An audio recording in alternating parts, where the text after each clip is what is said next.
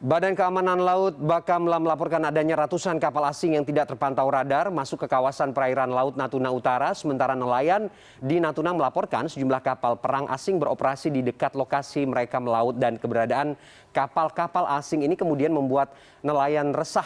Dan apa jawaban pihak terkait soal ini?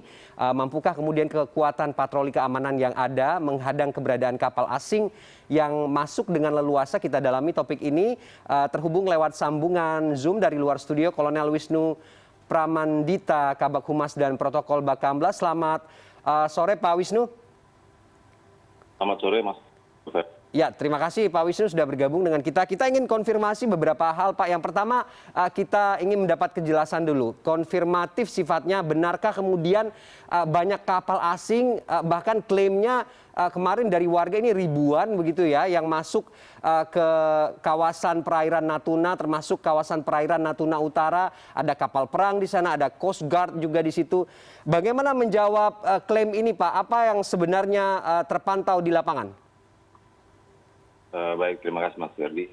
Perlu saya sampaikan bahwa Laut Natuna Utara itu bahkan pintu masuk dan pintu keluar dari kisah yang berhubungan dengan Selat Sunda dan juga pintu masuk keluar untuk menuju ke Selat Malaka balik.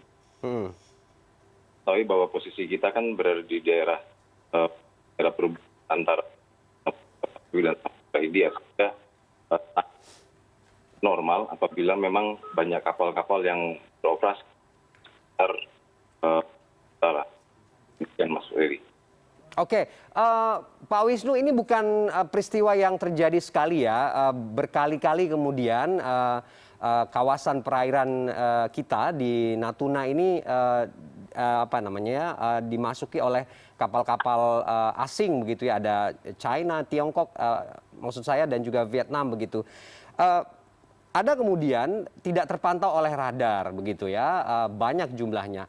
Ini kendalanya kenapa sehingga kemudian beberapa tidak terpantau, ada yang juga terpantau. Apa yang menjadi masalah begitu untuk patroli mungkin pengamanan? Baik, jadi saya jelaskan bahwa deteksi kita yang kan menggunakan radar untuk kapal-kapal patroli. Nah, kan menggunakan global magnetic, di mana jarak jauh dan jarak terjauhnya adalah panggung bumi dan ketinggian kapal atau ketinggian. Nah, secara umum rata-rata sih memang jarak untuk radar itu sekitar 20 sampai 25 nautical mile. Itu juga tergantung kontak yang akan di-cover. Nah, kemungkinan apabila tidak terdeteksi oleh radar, maka kontak-kontak berada di luar dari di bawah cakrawala atau berada di luar dari radar horizon range-nya tersebut. Misalnya mungkin 5 nautical mile, maka kontak-kontak tersebut mungkin berada di 20 atau 35 nautical mile. Itu kita membutuhkan alat tertentu atau sarana lain, pesawat udara. Tadi digunakan pesawat udara untuk kemudian melihat secara visual kontak yang berada di luar jangkauan radar. Oke, kabarnya begitu ya Pak Wisnu, ada soal keterbatasan armada dan juga persoalan terbatasnya bahan bakar. Ini juga terjadi ya begitu ya, sehingga konsentrasi patroli pengamanan ini jadi skalanya tidak terlalu luas begitu. Menjawab ini bagaimana? Memang itu merupakan satu permasalahan yang dihadapi bersama, baik semua aparat hukum di laut.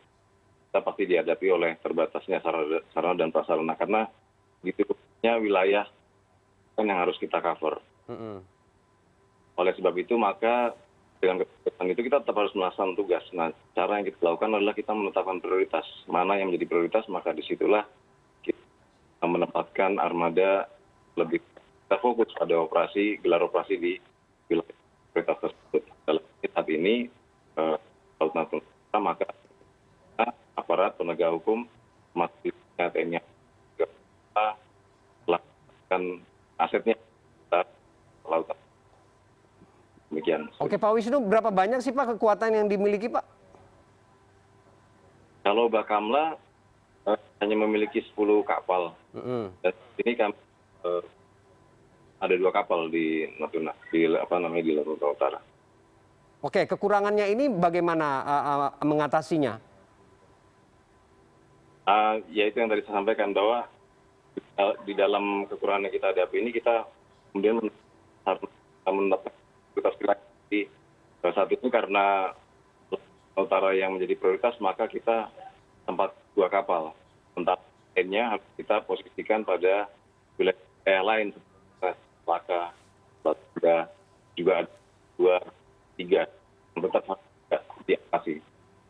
Oke, artinya perairan Natuna Utara ini juga menjadi prioritas utama begitu ya, karena lalu lintas yang banyak disusupi oleh kapal-kapal asing ini berada di sana. Iya, betul. Oke, kita ingin memastikan Pak Wisnu, ini kemudian tidak menjadi ancaman khususnya bagi masyarakat nelayan yang senantiasa berada di perairan tersebut untuk melaut begitu ya, untuk sebagai mata pencarian utama mereka di sana, karena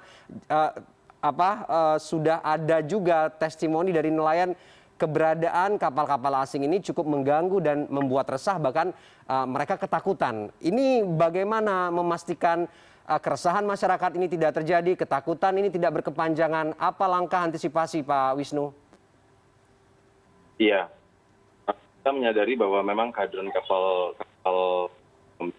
kapal-kapal pemerintah dari negara-negara sedang berkonflik di Laut Cina Selatan mungkin ada atau hadir di Laut Natuna.